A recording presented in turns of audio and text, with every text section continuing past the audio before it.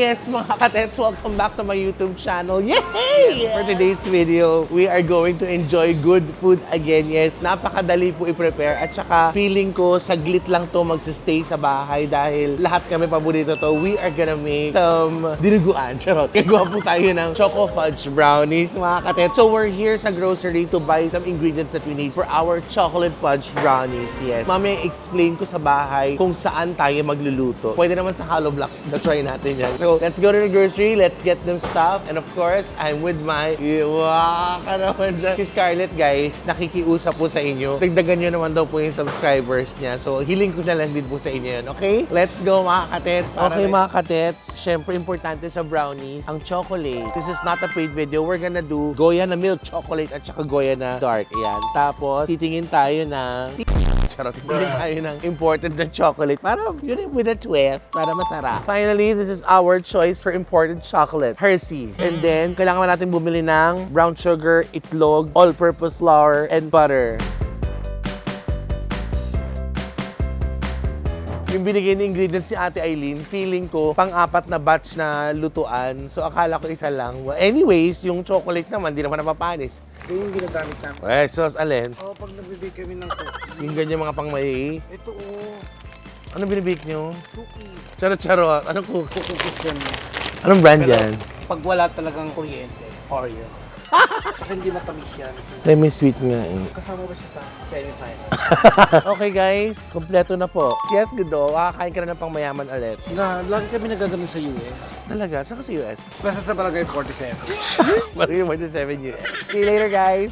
And yes, we're here at home, mga katets, the happiest place of the house. Ito yung twist. Nagulat ako sa kanya kasi hindi po siya gumamit ng oven to bake the brownies. Normally, di ba, sa oven siya binibake. So, ito napanood ko, gumamit po siya sa air fryer. So, doon ako medyo parang, air fryer, laban, mas madaling gamitin. So, ito na po yung mga ingredients ko. Very basic lang po, chocolate bars. Shout-out naman sa Goya. Kenemen.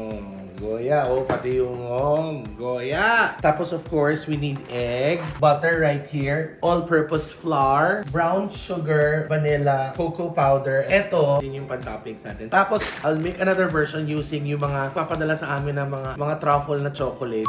Ang bilis mag-melt dito. So, it's either pwede yung pan-champurrado or pan-brownies. So, we're going to use this one sa pan-brownies natin. Tapos, meron tayong tin pan and grease paper or parchment paper. So, it's gonna be so easy. Sana. Kasi yung pagkakagawa niya, ang galing. Alam mo, pinapanood ko na siya, halo-halo, sip siya ng flour and cocoa powder. Tuk, lagay chocolate, pasok, labas, kain. Sana ganun kadali. Kaya halika na, simulan na natin to. Let's go! On low fire, mag-melt tayo ng butter. Half cup ng butter. Make sure to not burn your butter. Then, we put our chocolate.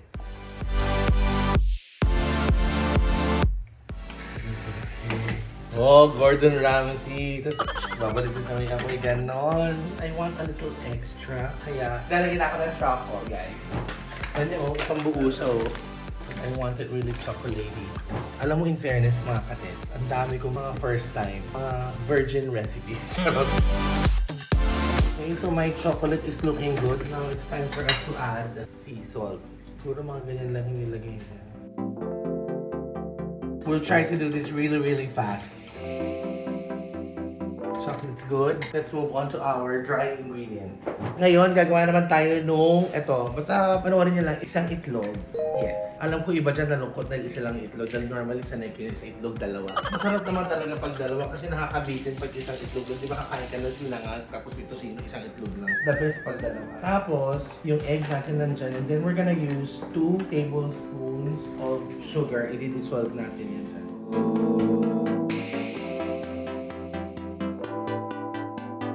Sugar, nandito na yan. Tapos, we just have to...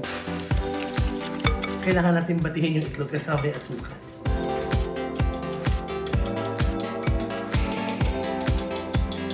Ito na po yung itlog. And then, we're gonna move on with our dry ingredients. Half cup of all-purpose flour. May measuring cup na kami.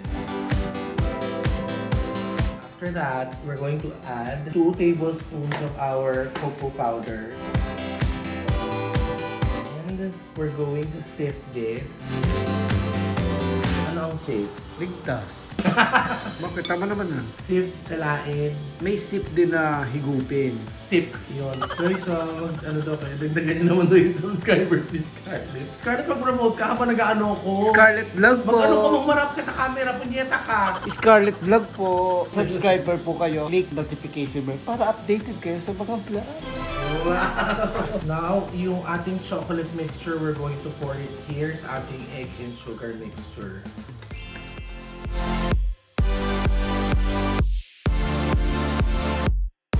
Tapos ito, lalagay na to. Yung dry ingredients natin, ilalagay na natin ngayon dito.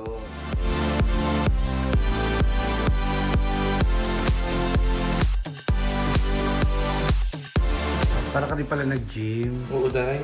How does it feel na mag-beat ngayon? How does it feel if I slap your face? Araw-araw sipag lang. Sipag lang. So I hope this becomes the gooey type of brownies. Ito na po tayo, Day. Trial lang naman. Tapos, maglalagay pa tayo ng tsokolate pang topping. Let's try. Okay, this is going straight in the air fryer! Wish me luck. We will bake it for 180 Celsius for 30 minutes. After that, aalisin natin siya dun sa tin chururot. Put it back for 10 minutes. 170 Celsius naman, nandun lang sa parchment paper. So,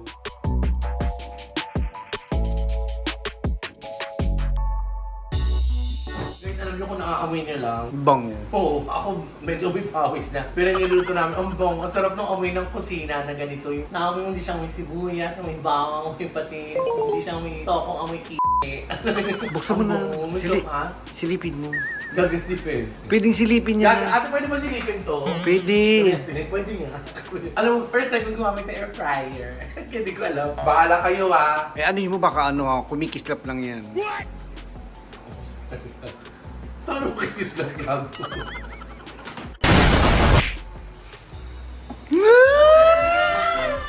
So, gagawa na po tayo. Tara, para kunyari kasi 30 minutes. So, more or less, mga parang 40 minutes ang kailangan yung cooking time. I need to be somewhere. So, gagamitin ko yung time na yun. So, after na isa, salang ulit ng panibago, ganun. So, same saucepan, we're going to use half cup of butter.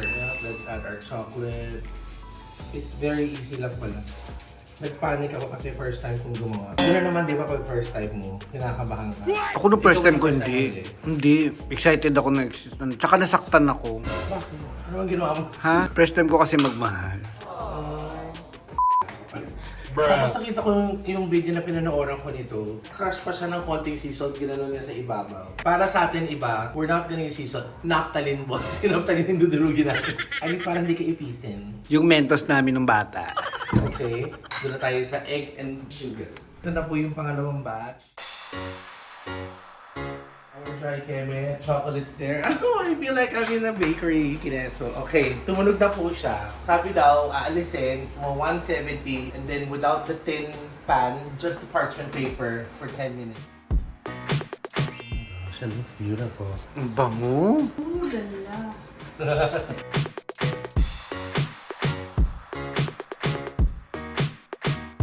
Yung totoo, Day, kaya ko ba to? Guys, may kanadurog ko siya, pero okay pa rin siya. Oh my God, sana masarap yung kalabasan ng isa. Ayan na siya, Day!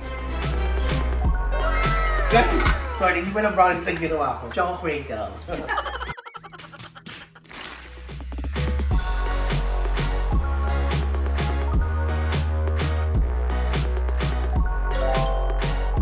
Tell me your thoughts about this, guys. Another one. I'll show you the other one. Oh, ito na yung isa, guys.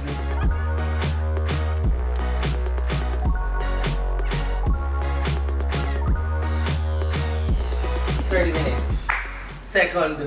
Second cookie. Para siyang crinkles, guys. Ito na kaya natin.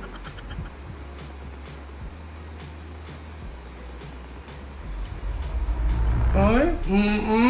Yung itsura lang niya, hindi ko na-achieve. Pero it's like a giant cookie, guys. Okay, mga katets. Ito na po yung aking last batch. So, I have the first one, second, third, and then fourth. So, although marami pang flour doon, medyo masakit na siya. It's like working out. You have to do it talaga na mahalo para walang lumps. What is lump? Ilaw. Fairness. May point ka naman. Puro kakatarantaduhan talaga. I told you, Tete, my mom raised me well. Lul, your mom raised you from hell. Woo! Teta! Dati kasi naalala ko, mami ko meron siyang nagbe-bake si Aling Feli dati. Pag gagawa siya ng mocha cake, meron siyang extra 2 galon ng icing. Ginagamit namin yung pampalaman at pinakapakla namin. If she's gonna watch this, I hope she'll be proud of me. Sabi niya, anak, ba't air fryer? Ba't ka nag-oven? Sa cake tayo mag-oven, ha? Kalmahan nyo. Tsaka pag air fryer, easiest, no? Yeah, actually. Tsaka hindi naman lahat may oven. So, yung air fryer hindi na siya ganun kamahal eh. Lalo ng Immerflex na our Immerflex Turbo Air Fryer, sobra. Wow, endorser. Pero, Immerflex, we can man. Kaya sigurado ko sa ginagawa. Alam mo ko nandito lang si MC, naririnig ko na yung boses. Sigurado ko yung ginagawa mo. Ano pinagkagagawa mo eh. Nakikita niyo nanginginig yung braso ko. Lagay na lang tayo dyan. Leva-leva. Leba-leba. Sabi nga sa malamang, leba-leba na yan. This is my low sugar brownies. So, ipila natin siya dito. Okay guys, the moment of truth. This cool down already. Sabi ko kanina sa inyo, try to understand. Ang sarap. Masarap sana sa'yo. Kaya lang, na-update. Anong update? Hindi tumutuloy yung pawis mo sa mata mo. Congratulations, nakapag-bake ka na sa wakas! First time dahil. Mga ka-tets, nakita niyo po yung mga ingredients. Alam niyo kung gaano kadali lang. Basta may air fryer kayo, laban na po yun. Okay, so I hope you like this one. I tried my best, definitely. It doesn't look that appealing. Pero the one thing's for sure, edible sa makakain ka, masarap siya. Kaya ma'am, be more loving and caring every day and do this properly when you try my recipe. Love, love, love. Ayun, ting, sakto. Love, love, love. Patikim naman na. Akin na. Ha? Akin to. Patikim naman ka. Akin to. Ha? You make your own. Lahat ay din yung isa, di ba? Oo, sure. May camera pati. Sure. This is for you, kain ka. Ha? Lagi mo yung ginagawa sa akin yan.